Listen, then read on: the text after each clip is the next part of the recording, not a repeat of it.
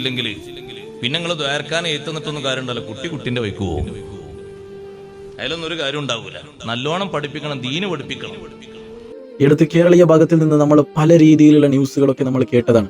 ലഹരിക്കടിമയായി തന്റെ സ്വന്തം ഉമ്മയും ഉപ്പയും തിരിച്ചറിയാതെ അവരെ കൊലപ്പെടുത്തി, ക്രൂരമായി കൊലപ്പെടുത്തിയതായ എത്രയോ സംഭവങ്ങൾ നമുക്കെതിരിൽ തന്നെയുണ്ട്. അവരൊക്കെ ശരിക്കും മദ്രസ പഠിച്ചിട്ടുണ്ടെങ്കിൽ ഈ ഒരു സംഭവം ഒരിക്കലും അവരുടെ കയ്യിൽ നിന്ന് ചെയ്യാൻ പറ്റുകയില്ലായിരുന്നു എന്ന് ഉറപ്പിച്ച് ഞാൻ പറയുകയാണ്. ശരിക്കും ഇതല്ല ദുനിയാവ്, ഇതൊരു ടെമ്പററി ആയിട്ട് നമ്മൾ ജീവിക്കുന്നതായ ഒരു സമയമാണ് ഈ ഒരു ദുനിയാവ് എന്ന് പറയുന്നത്. നമ്മളെല്ലാം കരുതി കൂട്ടി വെക്കേണ്ടത് ആഖിറത്തിലേക്കാണ്, അല്ലേ? അസ്സലാമു അലൈക്കും വറഹ്മത്തുള്ളാഹി വബറകാതുഹു. നിങ്ങളെല്ലാവരും അറിഞ്ഞതുപോലെ 2025 26 അധ്യയന വർഷം മദ്രസ പ്രാരംഭിച്ചു കഴിഞ്ഞു, അല്ലെങ്കിൽ പുനരാരംഭിച്ചു കഴിഞ്ഞു, അല്ലേ? ഇപ്പോൾ ഈ ഒരു വീഡിയോ ചെയ്യാനുള്ള, അല്ലെങ്കിൽ ഈ ഒരു ടോപ്പിക്കുമായി സംസാരിക്കാനുള്ള ഏറ്റവും പ്രധാനപ്പെട്ട വിഷയം എന്താണെന്ന് വെച്ചാൽ, മദ്രസയിലേക്ക് കുട്ടികളെ അയക്കാത്തതായ പേരൻസിനെ കുറിച്ചിട്ടാണ് എനിക്ക് സംസാരിക്കാനുള്ളത്. മാത്രമല്ല, എന്താണ് ഈ മദ്രസ പഠനവുമായിട്ട് നമുക്ക് കിട്ടുന്നുള്ളതായ അറിവുകൾ എന്തൊക്കെയാണ്, ഇതൊക്കെ ഉൾക്കൊള്ളിച്ചിട്ടുള്ള ഒരു വീഡിയോ ആണ് ഈ ഒരു വീഡിയോ. നിർബന്ധമായും ഈ വീഡിയോ നിങ്ങൾ കാണുകയും മറ്റുള്ള നിങ്ങളുടെ വീടുകളിൽ മദ്രസയിലേക്ക് അയക്കാത്തതായ ചില ഉമ്മമാരും അല്ലെങ്കിൽ ഉപ്പമാരും ഒക്കെ ഉണ്ടായേക്കാം, അവർക്ക് നിർബന്ധമായ വീഡിയോ കാണിക്കുകയും ചെയ്യണം. നീ ഒരു വീഡിയോ ഞാൻ ചെയ്യാനുള്ള ഏറ്റവും പ്രധാനപ്പെട്ടതായിട്ടുള്ള ഒരു വിഷയം എന്താണെന്ന് വെച്ചാൽ, നമുക്കെല്ലാവർക്കും അറിയുന്ന ഒരു വ്യക്തിയും കൂടിയായ മസ്ഊദ് സഖാഫി ഉസ്താദ്, അദ്ദേഹം ഈ ലോകത്തിൽ നിന്ന് വിട പറഞ്ഞു പോയിട്ട് മാസങ്ങൾ കഴിഞ്ഞു. എന്നാലും അദ്ദേഹത്തിൻ്റെ പ്രഭാഷണങ്ങൾ ഇങ്ങനെ ചലിച്ചുകൊണ്ടിരിക്കുകയാണ്. അദ്ദേഹം പറഞ്ഞു വെച്ചതായ കാര്യങ്ങൾ ഇന്നും ജനങ്ങൾ ഏറ്റെടുത്തുകൊണ്ടിരിക്കുകയാണ് എന്നുള്ളതിൽ യാതൊരു സംശയം വേണ്ട. നമ്മൾ നിരന്തരമായി യൂട്യൂബിലും വാട്സപ്പിലൂടെയും അല്ലെങ്കിൽ ഫേസ്ബുക്കിലൂടെയോ നമുക്ക് കണ്ടുകൊണ്ടിരിക്കുന്ന ഒരു വ്യക്തിയും കൂടിയാണ്. അദ്ദേഹം ഈ ലോകത്തിൽ നിന്ന് വിട പറഞ്ഞ് പോയിട്ടുണ്ട് എന്ന് തോന്നുന്നേയില്ല നമുക്ക്, അല്ലേ? നിങ്ങളൊന്ന് ചിന്തിച്ചാൽ നിങ്ങൾക്ക് മനസ്സിലാകും. അല്ലാഹു സുബ്ഹാനഹു വ തആല അദ്ദേഹത്തിന് മഗ്ഫിറത്തും റഹ്മത്തും നൽകി അനുഗ്രഹിക്കുമാറാകട്ടെ. ഖബറിടം അല്ലാഹു വിശാലമാക്കി കൊടുക്കട്ടെ. അദ്ദേഹത്തെയും നമ്മെയും സ്വർഗീയ ഭവനത്തിൽ ഒരുമിച്ച് കൂട്ടി അനുഗ്രഹിച്ചു തരുമാറാകട്ടെ. ആമീൻ. ഏതായാലും അദ്ദേഹത്തിൻ്റെ ഒരു ക്ലിപ്പാണ് എനിക്ക് കാണാൻ വേണ്ടി കഴിഞ്ഞത്. ആ ഒരു ക്ലിപ്പ് കണ്ടപ്പോൾ ശരിക്കും ഈ ഒരു വിഷയത്തിനെ തുടർന്ന് നമുക്ക് സംസാരിക്കണം യൂട്യൂബിൽ, അല്ലെങ്കിൽ നമുക്കൊരു പ്ലാറ്റ്ഫോം ഉണ്ട്. ആ ഒരു പ്ലാറ്റ്ഫോമിൽ ഈ ഒരു ടോപ്പിക്കുമായി സംബന്ധിച്ച് നമുക്ക് ജനങ്ങളിലേക്ക്, അല്ലെങ്കിൽ നമ്മുടെ സബ്സ്ക്രൈബേഴ്സിലേക്ക് ഈ ഒരു വിഷയങ്ങൾ ഒന്ന് ചിന്താശേഷി ഒന്ന് നൽകി കൊടുക്കണം എന്ന് കരുതിയിട്ട് തന്നെയാണ് ഈ വീഡിയോനകത്ത് ഞാൻ ഇരുന്നിട്ടുള്ളത്. നിങ്ങൾ നോക്കൂ, ശരിക്കും ശ്രദ്ധിക്കുക. ഒരു വിദ്യാർത്ഥിയെ സംബന്ധിച്ചിടത്തോളം, അല്ലെങ്കിൽ ഒരു പെൺകുട്ടിയെ സംബന്ധിച്ചിടത്തോളം നമുക്ക് സംസാരിക്കാം. അവളെ ഒരു 7ാം ക്ലാസ് 8ാം ക്ലാസ് വരെ പഠിപ്പിക്കും. അത് കഴിഞ്ഞ് അവൾ വലുതായി എന്നിങ്ങനെ പറഞ്ഞ് മദ്രസയെ ഒഴിവാക്കുന്ന പേരൻസ് ഉണ്ട്. മാത്രമല്ല, മറ്റൊരു റീസണായിട്ട് അവരെ കാണുന്നുള്ളത് SSLC എക്സാം ഒക്കെ ഉണ്ട്, അല്ലെങ്കിൽ SSLC ആണ് അടുത്തതായിട്ട് വരാൻ പോകുന്നത്, അതുകൊണ്ട് മദ്രസ വേണ്ട എന്ന രീതിയിൽ 9ാം ക്ലാസ്സിലോ 8ാം ക്ലാസ്സിലോ സ്കിപ്പ് ചെയ്യുന്നതായ ആൾക്കാരുണ്ട്. അവരുടെ സ്വന്തം ഇഷ്ടത്തിലും അവർ ചെയ്യുന്നുണ്ട്. അതിന് സമ്മതം കൊടുക്കാൻ ഉപ്പയും ഉമ്മയും ഉണ്ട് എന്നുള്ളതാണ് ഏറ്റവും പ്രധാനപ്പെട്ട വിഷയം. ഈ ഒരു റീസണാണ്. ഇപ്പോൾ ബോയ്സ് നിർത്തുന്നെങ്കിൽ അവർ അധികമായിട്ടും വരുന്നുണ്ട് മദ്രസയിലേക്ക്, പക്ഷെ ചില മദ്രസയിലേക്ക് വരുന്നില്ല. എന്ന് വെച്ചാൽ അവർക്കും SSLCയുടെ ഫോൾട്ടാണ് അവർ കാണുന്നുള്ളത്. ഈ മദ്രസയുടെ പഠനം അത്രയ്ക്കും ടഫാണോ? നിങ്ങളൊന്ന് ചിന്തിച്ച് നോക്കിയേ. മദ്രസയുടെ കിതാബുകൾ എത്രത്തോളം എളുപ്പമാണെന്ന് വെച്ചാൽ, ജസ്റ്റ് നമുക്ക് അതൊരു ബൈ ഹാർട്ട് ചെയ്യേണ്ടതായി. ഇപ്പോൾ നമ്മൾ സ്കൂളിലേക്ക് പോകുന്നുണ്ടെങ്കിൽ, ഉദാഹരണമൊക്കെ പറയുകയാണ്, അല്ലെങ്കിൽ ഒരു എക്സാമ്പിളായിട്ട് നിങ്ങൾ വിചാരിച്ചു, ഒരു ഇംഗ്ലീഷ് ടെക്സ്റ്റ് ബുക്കോ അല്ലെങ്കിൽ മറ്റേതെങ്കിലും ഒരു ടെക്സ്റ്റ് ബുക്ക് നിങ്ങൾ സ്കൂളിൻ്റെത്, അതാണെങ്കിൽ നിങ്ങൾ എക്സാമിലേക്ക് പഠിച്ചെടുക്കണം. എങ്ങനെയാണെന്ന് വെച്ചാൽ ബൈ ഹാർട്ട് ചെയ്തെടുക്കണം, ശരിയല്ലേ? പക്ഷെ മദ്രസയോട് സംബന്ധിച്ചിട്ട് അങ്ങനെയാണോ കിതാബുകൾ ഉള്ളത്? അല്ല, ഒരിക്കലുമല്ല. അത് നിങ്ങൾക്ക് ഉസ്താദന്മാർ പാഠം എടുക്കുന്ന സമയത്ത് തന്നെ നിങ്ങൾക്കത് മനസ്സിൽ ഉറച്ചു കഴിഞ്ഞു. എക്സാമിലേക്ക് എഴുതുന്ന സമയത്ത് പോലും നിങ്ങളതിനൊരിക്കലും അതൊന്ന് ബൈ ഹാർട്ട് ചെയ്തിട്ടല്ല എഴുതുന്നുള്ളത്. കുട്ടികൾ അത് വരുന്നതായ അല്ലെങ്കിൽ പഠിച്ചതായ കാര്യങ്ങൾ ഇങ്ങനെ മനസ്സിൽ നിന്ന് ഓർത്തെടുത്തിട്ടാണ് അവർ എഴുതുന്നുള്ളത്. ഒരിക്കലും ടഫാണെന്നുള്ള കാര്യം അവിടെ വരുന്നേ ഇല്ല എന്നുള്ളതാണ് മദ്രസയെ സംബന്ധിച്ചിടത്തോളം. വെറുതെ ഇല്ലാതെ ഒരു റീസൺ ഉണ്ടാക്കിയിട്ട് മദ്രസയെ ക്വിറ്റ് ചെയ്യാൻ വേണ്ടി ശ്രമിക്കുന്നുണ്ട്. പിന്നെ മറ്റൊരു കാര്യം പറയാനുള്ളത്, ഈ മദ്രസയിൽ നിന്ന് കിട്ടുന്നതായ പഠനങ്ങൾ എത്രത്തോളം വേണമെന്ന് നിങ്ങളൊന്ന് ചിന്തിച്ചാൽ നിങ്ങൾക്ക് മനസ്സിലാകും. ഈ 10ാം ക്ലാസ് പഠിച്ചതായ ഒരു വിദ്യാർത്ഥിക്ക് ശരിക്കും നിസ്കരിക്കാനും മയ്യത്ത് നിസ്കരിക്കാനും നിങ്ങളൊന്ന് ചിന്തിച്ചാൽ മതി. നിങ്ങളുടെ ഉപ്പയും ഉമ്മയും നിങ്ങൾ മരണപ്പെട്ട് കഴിഞ്ഞാൽ നിങ്ങളുടെ കുട്ടി നിങ്ങളുടെ മേലിൽ ശരിക്കും ഒരു ഫാത്തിഹ ഓതാൻ അറിയുമോ? മദ്രസയിലേക്ക് പോകാത്ത കുട്ടികളെയാണ് ഞാൻ കുറിച്ച് പറയുന്നത്. അവർ നിങ്ങളുടെ മേൽ മയ്യത്ത് നിസ്കരിക്കുമോ? അവർ നിങ്ങളുടെ മേൽ ഖുർആൻ പാരായണം ചെയ്യുമോ? ഒന്ന് ചിന്തിച്ചാൽ മതി. നിങ്ങൾ 8ാം ക്ലാസ്സിലും 7ാം ക്ലാസ്സിലും നിർത്തിവെച്ചിട്ട് അവരുടെ പഠനം പൂർത്തീകരിക്കാതെ അവരെ അങ്ങ് ക്വിറ്റ് ചെയ്തെടുക്കുമ്പോൾ നിങ്ങൾ ചിന്തിക്കേണ്ട ഒറ്റൊരു കാര്യമാണ്, നിങ്ങളുടെ കുട്ടികൾക്ക് ശരിക്കും ഇസ്ലാമിനെ പറ്റിയിട്ടും ദീനിനെ പറ്റിയിട്ടും ശരിക്കും അറിയോ? ഞാൻ ഖബറിൽ കിടന്നാൽ എനിക്ക് വേണ്ടി ഒരു ഖുർആൻ ഓത്തെങ്കിലും ഓതാൻ എൻ്റെ മകൻ എത്തിയിട്ടുണ്ടോ എന്നൊന്ന് ചിന്തിച്ചാൽ മതി നിങ്ങൾ മദ്രസയെ വിടുന്ന സമയത്ത്. ശരിക്കും ഇതല്ല ദുനിയാവ്. ഇതൊരു ടെമ്പററി ആയിട്ട് നമ്മൾ ജീവിക്കുന്നതായ ഒരു സമയമാണ് ഈ ഒരു ദുനിയാവെന്ന് പറയുന്നത്. നമ്മളെല്ലാം കരുതി കൂട്ടി വെക്കേണ്ടത് ആഖിറത്തിലേക്കാണ് അല്ലേ? പക്ഷെ അതൊന്നും ആരും ചിന്തിക്കാതെ പോകുന്നു എന്നുള്ളതാണ് ഏറ്റവും മർമ്മപ്രധാനമായ ഒരു വിഷയം കൂടി. നിങ്ങളൊന്ന് ചിന്തിച്ചാൽ മതി. അടുത്ത വീട്ടിൽ നിന്ന് അല്ലെങ്കിൽ അടുത്ത വീട്ടിൽ ഒരു മരമുണ്ട്. ആ മരത്തിൽ നിന്ന് ഫലം നിങ്ങളുടെ വീട്ടുമുറ്റത്താണ് വീണതെങ്കിൽ ആ ഫലത്തിനെ നിങ്ങൾ കഴിക്കണോ അല്ലെങ്കിൽ അപ്പുറത്തെ വീട്ടിലേക്ക് തന്നെ അതിനെ മടക്കി കൊടുക്കണോ എന്നുള്ള കാര്യമൊക്കെ നിങ്ങൾക്ക് പഠിപ്പിക്കുന്നത് മദ്രസയിൽ നിന്നാണ്. ഒരു ലഹരി ദ്രവ്യം കണ്ടാൽ അതിനെ ഉപയോഗിക്കാമോ അല്ലെങ്കിൽ ഉപയോഗിക്കാൻ പാടില്ലേ? എന്താണ് അവിടെ നമ്മൾ ചെയ്യേണ്ടത്? ഒരു സുഹൃത്ത് തന്നെ നമുക്ക് നമുക്ക് ഉന്മേഷം തരികയാണ്, നീ ഇതൊന്ന് ഉപയോഗിച്ച് നോക്കൂ എന്ന് പറഞ്ഞ് ലഹരി ഉപയോഗങ്ങൾക്ക് അടിമയാക്കാൻ നോക്കുന്ന സുഹൃത്തിനോട് നമ്മൾ എന്താണ് കൽപ്പിക്കേണ്ടത്?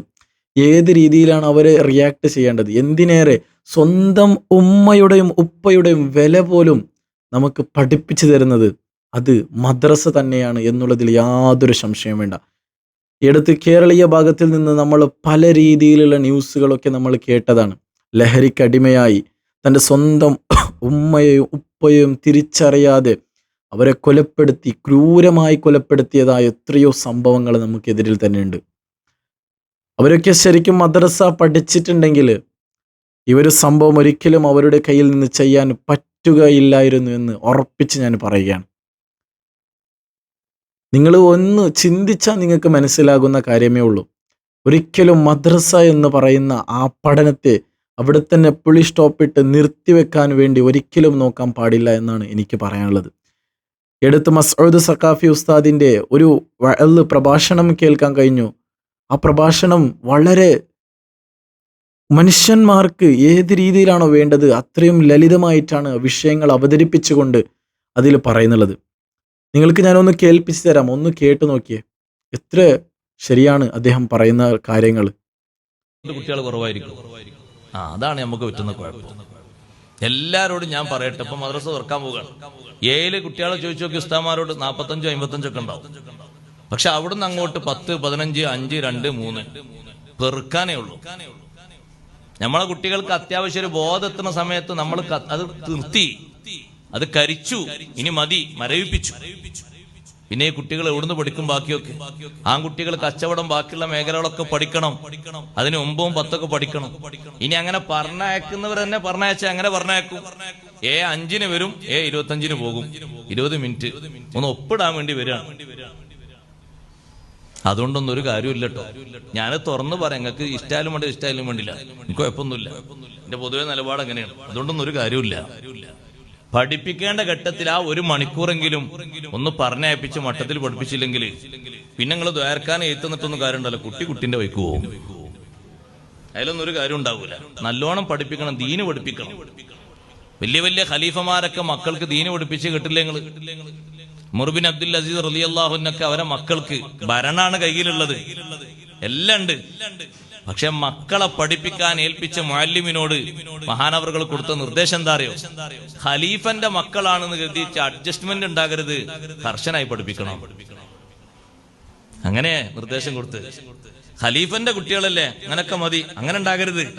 നിങ്ങളൊരു മുഅല്ലിം എന്ന നിലയ്ക്ക് എങ്ങനെ പഠിപ്പിക്കണോ അങ്ങനെ പഠിപ്പിക്കണം. അതിൽ വിട്ടുവീഴ്ചയൊന്നും ചെയ്യരുത്.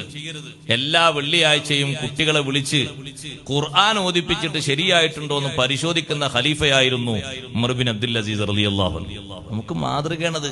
നേരല്ല ആർക്കൂലേ, സമയമല്ല. കുട്ടികളെ നോക്കാനും പരിപാലിക്കാനും ഓദിക്കാനും ഓത്ത് ശരിയാകും ഉസ്താമാരോട് ചോദിക്കാനും ഒന്നിനും നേരല്ല. അതങ്ങനെ സർട്ടിഫിക്കറ്റ് കിട്ടി അങ്ങനെ വലുതായിക്കോളാണ് പോയിക്കോളും. ദയവ് ചെയ്ത് ഞാൻ പറയട്ടെ, 7 മുതൽ അങ്ങോട്ടുള്ളതാണ് പ്രധാനപ്പെട്ട ക്ലാസ്സുകൾ. പല ആളുകൾക്കും 6 വരെ എന്താ സംഗതി തന്നെ തിരിയാത്തതാണ്. കുറെ അവര് പിന്നെ കുറെ ഞങ്ങൾ പഠിച്ചെടുക്കുന്നുണ്ട്. ഖുർആനൊക്കെ പഠിക്കും, തജ്വീദൊക്കെ പഠിക്കും, കുറെ അഖ്ലാഖ് സ്വഭാവമൊക്കെ പഠിക്കുമെങ്കിലും നല്ലൊരു ബോധത്തേറ്റ് തിരിയുന്ന ആ ഘട്ടം എത്തുമ്പോഴേക്ക് നമ്മൾ അവിടെ കട്ട് ചെയ്ത് കളയരുത്. തീർത്തും ഉള്ള സമയം 1 മണിക്കൂർ, അതല്ലേ ബാക്കിയുള്ള ക്ലാസ്സുകൾക്കുള്ളൂ. അതന്നെ ഉണ്ടോന്ന് സംശയമാണ്. ഉസ്താദുമാർക്ക് വലിയ പ്രയാസാണ് ക്ലാസ് എടുക്കാൻ. പിന്നെ ഒരു സുഖമുണ്ട്. എന്താ സുഖം എന്ന് വെച്ചാൽ ഇപ്പൊ എന്തിനും അനങ്ങിയാല് രക്ഷിതാക്കൾ പരാതി ആയതുകൊണ്ട് ഇഷ്ടമുള്ള സമയത്ത് വന്നോട്ടെ, ഇഷ്ടമുള്ള സമയത്ത് പോയിക്കോട്ടെ. വന്നെങ്കിൽ ഒരു മാർക്കുണ്ട്, ഹാജർ അവിടെ ഇട്ടേക്കാം. വന്നിട്ടില്ലെങ്കിൽ അതിടണ്ട, അത്രേ ഉള്ളൂ. അതുകൊണ്ട് നമുക്ക് കാര്യമില്ല കേട്ടോ. വരിച്ചെങ്കിൽ ഇങ്ങനെ 100, 150, 200 കൊടുത്തോളം കാര്യമില്ല. മട്ടത്തിന് കുട്ടികളെ പഠിപ്പിക്കണം, ശരിക്ക് പറഞ്ഞയച്ച് പഠിപ്പിക്കണം. അല്ലെങ്കിൽ കുട്ടികളുടെ അവസ്ഥയിൽ പറന്നു പോകും. നോക്കിക്കേ നിങ്ങൾ, എത്ര കൃത്യമായ വാക്കുകളാണ് മസ്ഊദ് സഖാഫി ഉസ്താദ് അവിടെ പറഞ്ഞുകൊണ്ടിരിക്കുന്നത്.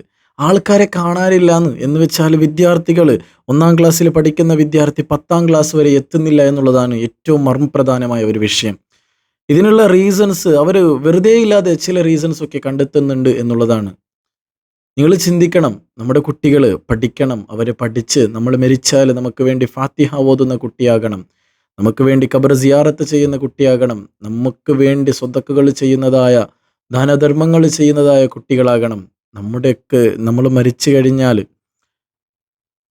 നമ്മുടെ മേലിൽ ഒരു മയ്യത്ത് നിസ്കാരിക്കാനെങ്കിലും ആ കുട്ടിക്ക് അറിവുണ്ടാകണം എന്നുള്ള ബോധത്തോടു കൂടി നിങ്ങൾ മദ്രസയെ ഒരിക്കലും നിർത്തിവെക്കരുത്. അയച്ചു കൊടുക്കുക.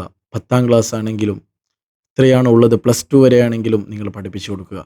അധ്യയന രീതിയൊക്കെ നല്ല എളുപ്പത്തിലാണ് അവർ നിങ്ങൾക്ക് പഠിപ്പിച്ചു തരുന്നത്. ഉസ്താദന്മാരൊക്കെ അത്രയും എളുപ്പത്തിലാണ്. മാത്രമല്ല സമസ്തയുടെ നിലപാട് നിങ്ങൾ നോക്കിയാൽ മനസ്സിലാകും. ഓരോ കാലത്തിന് വേണ്ട രീതിയിലൊക്കെ അപ്ഡേഷനൊക്കെ കൊണ്ടുവരുന്നുണ്ട്. ഇപ്പോഴും കിതാബുകൾ ലളിതമാക്കി അല്ലെങ്കിൽ എളുപ്പത്തിലാക്കി കൊണ്ടുവന്നിരിക്കുകയാണ്. 1-ാം ക്ലാസ് മുതൽ 4-ാം ക്ലാസ് വരെയുള്ള കിതാബുകൾ ഇപ്പോൾ പുതുക്കി അതിന് വേണ്ടതായ രീതിയിൽ കാലത്തിനൊത്ത് എങ്ങനെയാണോ അതിന് വേണ്ട അപ്ഡേഷൻ അതേ രീതിയിൽ കൊണ്ടുവന്നിരിക്കുകയാണ് അല്ലേ. ഓരോ കിതാബിൻ്റെ ഓരോ പാഠത്തിലും സ്കാനർ എന്ന രീതിയിൽ മദ്രസയുടെ ആ ഒരു പാഠത്തിൻ്റെതായ വിഷയങ്ങളൊക്കെ നിങ്ങൾക്ക് മൊബൈലിൽ സ്കാൻ ചെയ്താൽ തന്നെ കിട്ടുന്ന രീതിയിലൊക്കെ നിങ്ങൾക്ക് എത്ര എളുപ്പമാക്കാൻ കഴിയുന്നുണ്ടോ അത്രത്തോളം എളുപ്പമാക്കി നിങ്ങളുടെ മുമ്പിലേക്ക് തരുന്നുണ്ട്. എന്നാലും പഠിക്കാൻ മടിയാണ്, അല്ലെങ്കിൽ പഠിപ്പിക്കാൻ എൻ്റെ കുട്ടിയെ അയക്കണോ എന്ന് ചിന്തിക്കുന്ന ആൾക്കാരാണ്. സ്കൂളിലേക്ക് അയക്കുന്ന സമയത്ത് ഒരിക്കലും നിങ്ങൾ ചിന്തിക്കുന്നില്ല, എൻ്റെ കുട്ടി പഠിക്കണം, സ്കൂള് പഠിക്കണം. സ്കൂള് 10-ാം ക്ലാസ് വരെയല്ല, 12 അല്ല, ഇനി ഡിഗ്രി കഴിഞ്ഞിട്ട് അതിനപ്പുറത്തെ സ്കൂൾ ഉണ്ടെങ്കിലും കോഴ്സ് പഠിക്കണം, അവർ ജോലി, അങ്ങനെ ചിന്തിക്കുന്ന ആൾക്കാരാണ്. വേണം, ഭൗതികമായ ഇൽമു വേണം, ദുന്യവിയായ അല്ലെങ്കിൽ ധാർമ്മികമായിട്ടുള്ള ഇൽമും നമുക്ക് വേണം എന്നുള്ളത് നിങ്ങൾ ചിന്തിക്കണം. ഒരിക്കലും ഞാൻ പറയുന്നില്ല സ്കൂള് വേണ്ട എന്ന് ഞാൻ പറയുന്നില്ല, വേണം. ഇപ്പോഴത്തെ ഈ കാലത്തിന് സ്കൂൾ കൃത്യമായിട്ട് നമുക്ക് വേണം എന്നുള്ളത് തന്നെയാണ്. പക്ഷേ അത് അങ്ങേയറ്റത്തെ പ്രാധാന്യം ആ സ്കൂളിലേക്ക് മാത്രമായി കൊടുക്കാൻ പാടില്ല എന്നാണ് എനിക്ക് പറയാനുള്ളത്. മദ്രസയും നിങ്ങൾ കാണുക. ഇൻഷാ അല്ലാ ഏതായാലും നിങ്ങളുടെ അഭിപ്രായങ്ങൾ, നിർദ്ദേശങ്ങൾ കമൻറ്റ് ബോക്സിലൂടെ അറിയിക്കുക. നമുക്ക് ഈ ഒരു വീഡിയോ ഇവിടെ വെച്ച് വൈൻഡപ്പ് ചെയ്യാം. അല്ലാഹു സുബ്ഹാനഹു വ തആല നമ്മുടെ കുട്ടികൾക്ക് നാഫിയ ഇൽമ് പ്രദാനം ചെയ്ത് അനുഗ്രഹിക്കുമാറാകട്ടെ. അവർ പഠിച്ചതും അത് ജീവിതത്തിൽ പ്രവർത്തിക്കുന്നതും ദീനീപരമായിട്ടുള്ള കാര്യങ്ങൾക്ക് വേണ്ടി ആവട്ടെ എന്ന് ഓർമ്മപ്പെടുത്തിക്കൊണ്ട് പ്രാർത്ഥിച്ചുകൊണ്ട് ഈ ഒരു വീഡിയോയുടെ വെച്ച് വൈൻഡപ്പ് ചെയ്യുകയാണ്. വസ്സലാമു അലൈക്കും വറഹ്മത്തുള്ളാഹി വബറകാതുഹു.